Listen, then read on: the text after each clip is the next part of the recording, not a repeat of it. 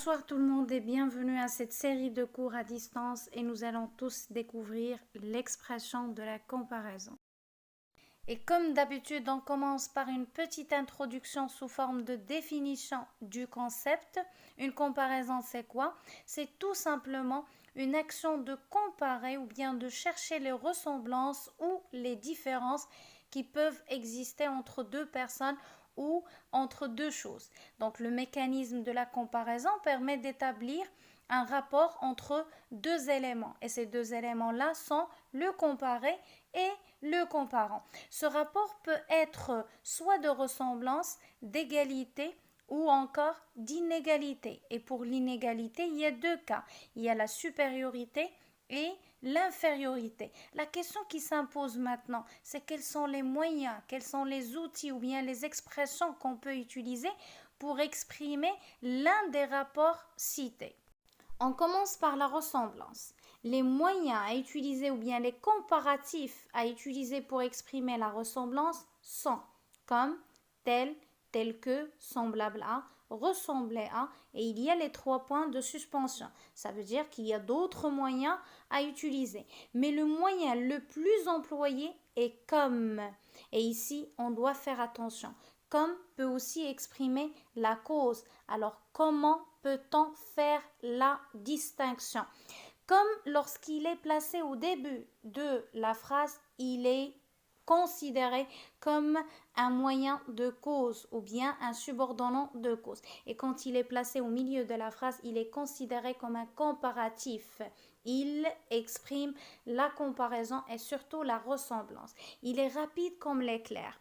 Ici, on établit un rapport entre deux éléments, entre le comparé qui est le sujet et le comparant qui est l'éclair. Et le point de ressemblance entre les deux, c'est la rapidité. Le moyen utilisé, c'est comme.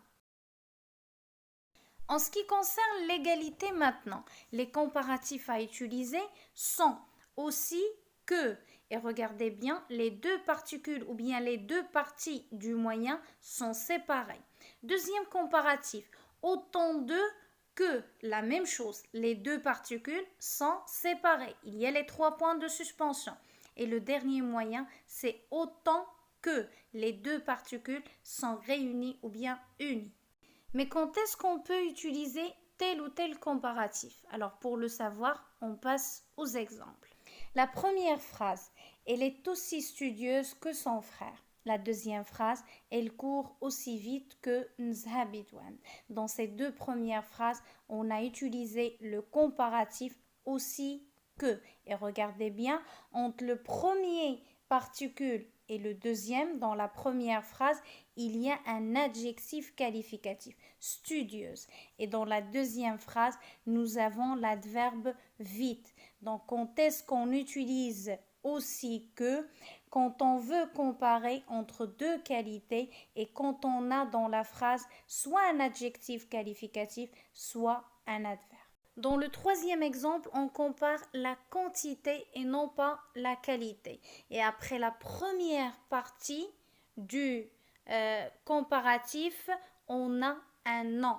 Elle a autant de robes que sa mère. Donc regardez bien, la première partie du comparatif est suivie du nom robe. C'est pourquoi on a utilisé ce comparatif-là. Dans la dernière phrase, nous n'avons ni adjectif, ni adverbe, ni nom. Nous avons tout simplement le verbe dans la phrase. C'est pourquoi on a utilisé le comparatif autant que. La même chose pour la supériorité. Bien sûr, les comparatifs diffèrent, mais le principe c'est le même. Plus est suivi d'un adjectif ou bien adverbe plus le que, comme dans le premier exemple. Cet ouvrier est plus expérimenté que ses collègues. Le deuxième comparatif, plus de suivi d'un nom plus le que, comme dans le deuxième exemple. Il a plus d'expérience, expérience ici c'est un nom, que ses collègues. Et le dernier comparatif, c'est plus que. Les deux particules sont réunies parce que dans la dernière phrase, nous n'avons ni adjectif, ni adverbe, ni un nom. Donc, il bosse plus que ses collègues. Plus que est précédé d'un verbe. Pour l'infériorité maintenant, les comparatifs à utiliser sont moins 3 points de suspension que, moins 2, 3 points de suspension que, ou encore moins que, relié et réuni. J'ai gardé les mêmes exemples pour vous montrer que la méthode est la même. Il suffit de changer la première particule du comparatif selon le rapport qu'on veut établir. Et je vous laisse avec ce tableau récapitulatif qui résume en quelque sorte ce que je viens d'expliquer.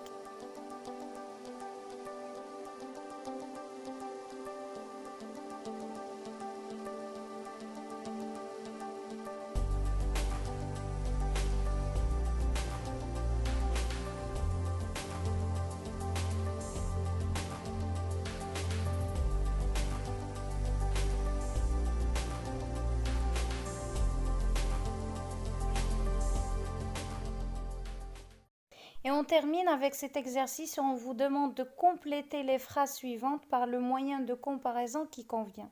La première phrase, cet élève a chance, chance c'est un nom, sa camarade, elle a réussi tous les contrôles. Et on vous demande d'exprimer la supériorité. Pour exprimer la supériorité, on peut utiliser plus séparé du que par un adjectif ou bien un adverbe, ou encore plus de séparé du que par un nom.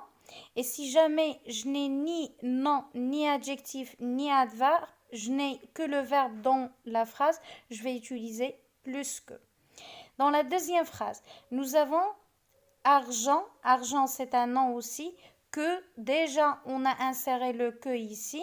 Nous amis, donc l'égalité. La blessure du piéton est grave, c'est un adjectif. Celle de l'automobiliste et on vous demande d'établir un rapport de supériorité. Cette affiche est belle qu'un tableau. L'égalité, belle c'est un adjectif. Il mange un ogre et on vous demande d'établir un rapport de ressemblance. Ce lait est nourrissant que le lait maternel, l'infériorité. Et la dernière phrase, il bavarde, donc nous n'avons que le verbe bavarder. 3 points de suspension, son camarade de table. Et on vous demande d'exprimer l'infériorité. Voici la correction et sur ceci, je vous dis merci et à très bientôt.